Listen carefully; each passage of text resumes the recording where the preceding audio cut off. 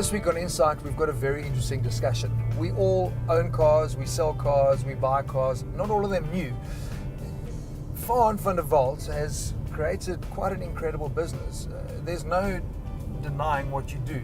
WeBuyCars makes it pretty self-explanatory, Faan. Yes, that's our name. We called WeBuyCars, and it's mainly web-driven.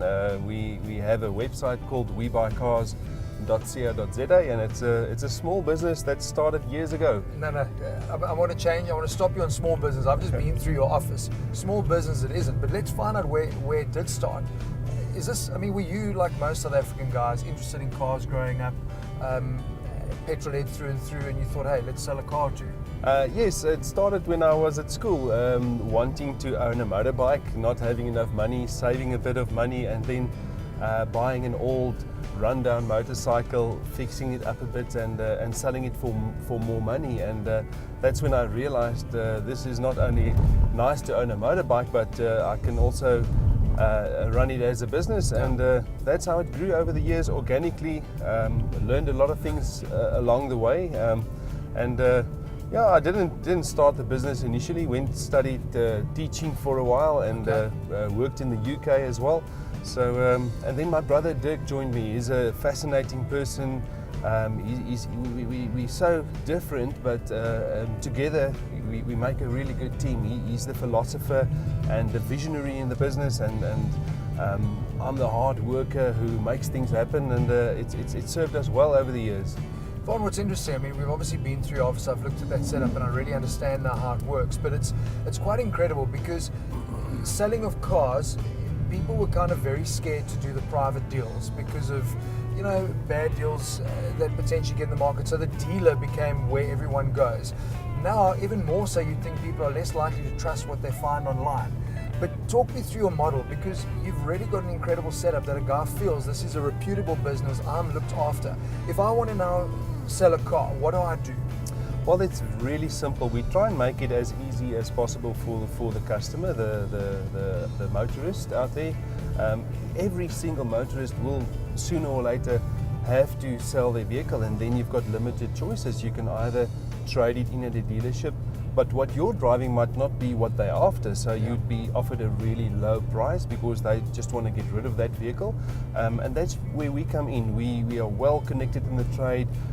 We know what vehicles are worth, and we offer really good prices for cars. Last month we had a record month, believe it or not. We bought 2,406 cars. That's more than 100 cars a day. No, listen, that's more than most. That's more than like probably 90% of manufacturers do in a month.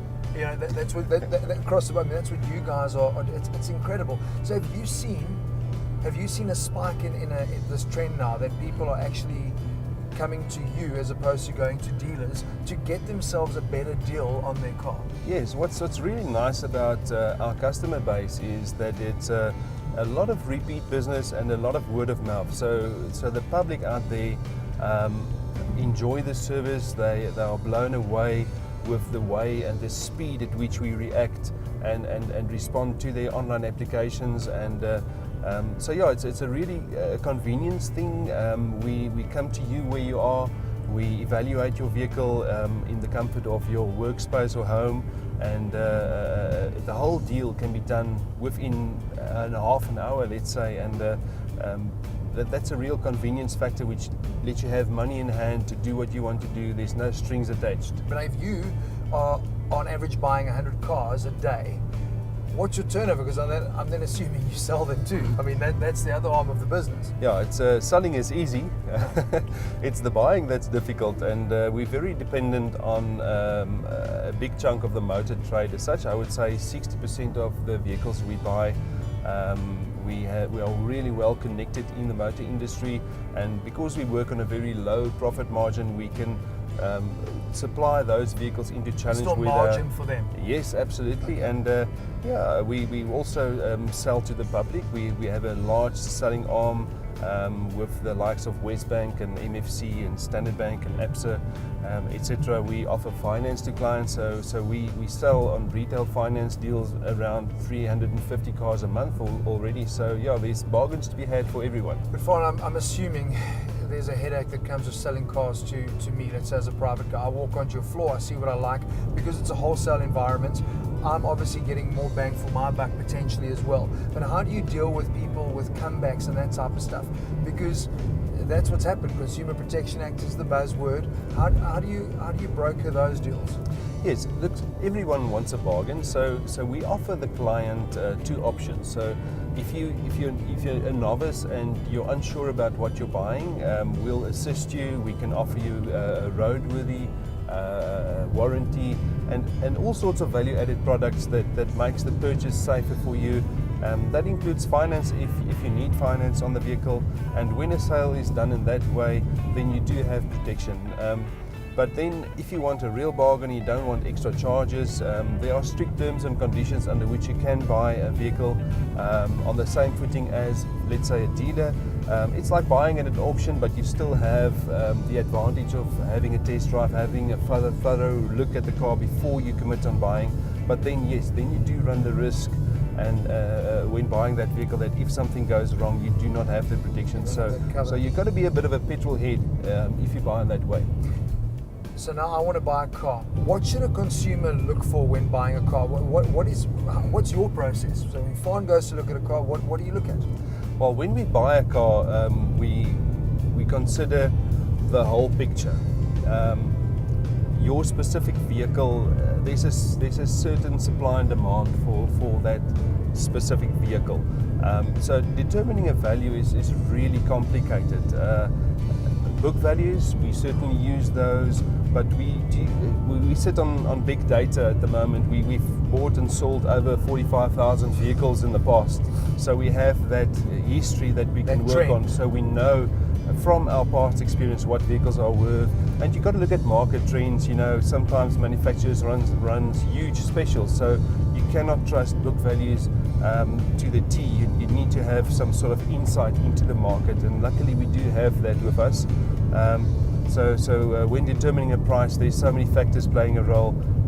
For some vehicles you pay over book value nowadays because new cars are so expensive, you know, so they're not depreciating at such a rate as they used to. Manufacturers are telling us there's obviously that trend for people to downsize. Are you seeing that from a second-hand perspective, or are people preferring, instead of downsizing, going second-hand and getting the car that they originally wanted, but obviously being second-hand they can now afford it? And the second question, what is the most popular car? What car are you desperate to get your hands on because you know it's going to fly? Well, we buy anything, really. Everything's got a price, and we're not particular about makes, models, mileage. Every single car out there has a price. And so we're after the high volume cars, we're after the low mileage cars, but that's just part of the business. We buy everything that's available. And in terms of family, how many kids have you got? I got 3 kids, 2 sons and a daughter, beautiful kids. They love their sports, play rugby, cricket, netball. So yeah, we're quite enthusiastic. They're not into cars though, so I'm not sure what they're going to do when they grow up. Well, look, I mean, maybe by the time they grow up, we're not going to be driving cars like we know today. Definitely. I mean, that's probably a good place to leave this conversation, is in terms of what is the future of WeBuyCars. I mean, everything you do has embraced online. Everything works off iPads. You're using all that sort of online trend and capabilities. What's next for WeBuyCars? Where's your next big movement? Yeah, so right now, when you as a consumer want to sell your car to WeBuyCars, you have pretty much one of 2 choices. We can either come to your workplace or meet you at your home, or if you really want to, you can drive out to one of our locations, like the one we're at now here in Pretoria East, or we have a branch in Durban or in Cape Town. So that's not really giving the customer total convenience, because sometimes you don't really want someone to come to your home, you don't trust that person enough, or you don't want your neighbor to see that you're busy. See you selling cars. Yeah. Or your manager says, well, you're not supposed to be standing outside selling your car. So we're going to put up pods right across the country, which is like buying pods where whenever you feel like it, you can drive there and have your car evaluated and without any obligation, get a value on your vehicle, so that you know, knowledge is power, you know where you stand, what your car's worth, and that gives you the power then to make a decision whether it's time to sell or hold on to your car a little bit longer. Faan, listen, it's been, I mean, we meant to chat 10 minutes, we've gone way over. It was actually just so interesting talking, because for me, second-hand cars, I just always see the value, but I know there's been some tricky times out there with consumers being nervous about that. I'm glad there seems to be that peace of mind now for them in terms of coming through a company like yourselves. I know you've got to go off to go and hunt, not for more cars, but to go and have a bit of a relaxing time as well. So thank you very much for joining us on Insight. Very cool insight. Thank you very much. Honored to meet you and honored to be on the program.